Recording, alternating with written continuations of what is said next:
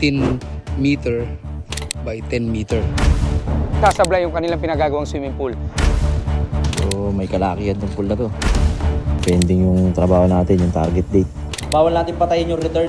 Kailangan laging bukas. May amoy or nangangati sila. Hindi niya tayo kilala, wala siyang connection kahit saan sa atin, nakita niya lang tayo sa Facebook. Good morning everyone. So biyahe tayo ng Visayas ngayon. It's 2 AM. Maga yung flight natin. Have a great day everyone.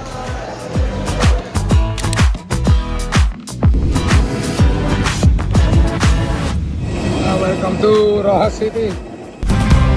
Tayo ngayon sa Batangas Port. Sakay na tayo ng barko, yan yung Starlight.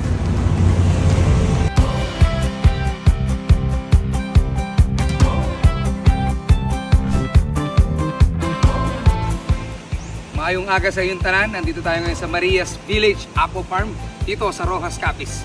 So may project tayo dito together with Architect Larry and Ma'am Nova. Tara, silipin natin. 15 meter by 10 meter. Infinity overlooking and then may decking sa perimeter. Imagine, kinontak pa nila tayo para siguraduhin na hindi sasablay yung kanilang pinagagawang swimming pool. Kasi meron na silang bad experience at ayaw na nilang maulit yun sa bago nilang swimming pool. So may kalakihan ng pool na to. Dito yung pang-approve niya. Tuloy-tuloy ang trabaho kahit gabi na. Nabutas na natin yun. Okay, tatag tayo. Pinukay na natin, iniwan nilang hukayin para may latag lang natin yung tubo natin. Kasi mapipending yung trabaho natin, yung target date. Obligado tayo magsakripisyo. Muna naman natin tong isang pool. Ito yung maliit. Pinubutas na ron, nandun yung pump room sa kabilang side. Ito na yung progress ng ginagawa natin dito. Yan, nire-ready na lahat ng kailangan i-ready. Like mga rebars, plumbing, lahat ng kailangan ready bago magbuhos. To make sure na wala tayong magiging problema. Kung nakikita nyo ngayon, nakalatag na yung mga pipings natin. At the same time, nire-ready na to for buhos. So, pinatutuyo natin muna yung flooring. Nasa ilalim na lahat ng plumbing natin. So pinalabas natin siya paakyat.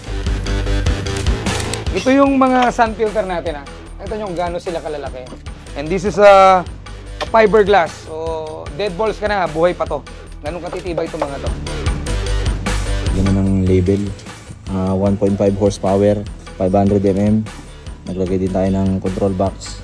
Meron din tayong transformer.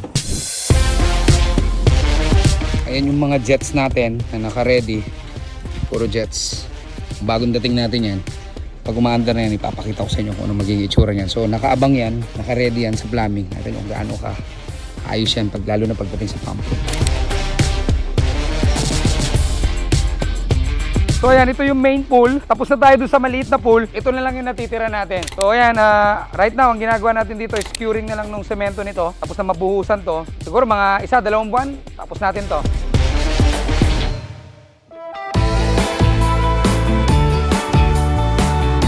Yan, kakabit natin yung ilaw.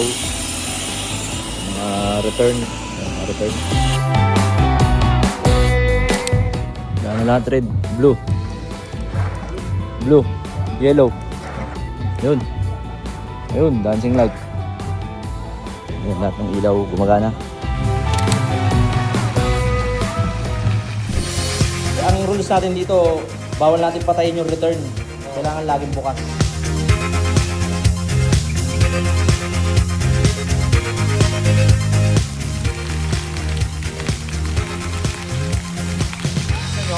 Ito yung motor natin, filter natin, sun filter natin, control box natin. Puro atin lahat yan, standard pipes.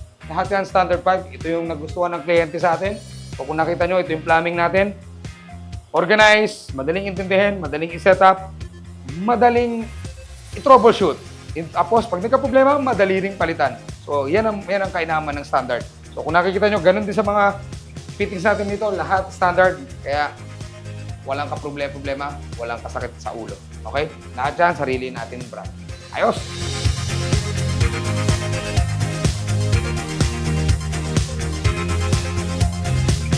Nakita nyo, ito yung mga jets natin. Ayan yung mga deck jet natin. So lahat yan, functioning, lahat yan, okay. Na-check na natin lahat yan. So lahat to, na-turnover natin, pati filtration system, lahat yan, okay na lahat. So nakita na ng kliyente to, very happy siya sa naging resulta nito.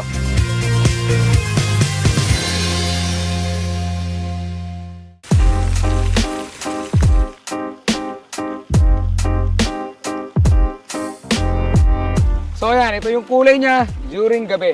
Nakita nyo? One color lang yung ilaw natin, pero yung kulay ng ilaw natin nagbabago-bago yan. Pero ito, pinili ng client yung ganyang color. Napakagandang tignan. Nakita nyo naman, di ba? So, napakaganda ng ambient dito pag gabi. Tahimik and napaka-peaceful. So, kung gusto nyo pumasyal dito sa Roxas, alam nyo na kung saan kayo pupunta. Marias Aqua Farm Village. Okay? Ma'am, kamusta yung mga ano natin, yung mga chlorine natin? Okay talaga sir kasi pag nilagay mo sa pool, yung anak ko tinanong ko kung may amoy or nangangati sila, walang amoy daw. Kita nyo naman, yung chlorine namin, walang amoy. Yung mga pipes namin, walang tulo. So, wala kaming amoy, wala rin kaming tulo. Yes, so, quality talaga. Yun. The best talaga. And kami, napakaselan namin pagdating sa... Yun. Hindi siya Makati, ma'am. And organic yun. Kaya pag order lang kayo saan, wala ang problema. Ayan ha, narinig nyo. So, alam nyo na kung saan kayo order ha.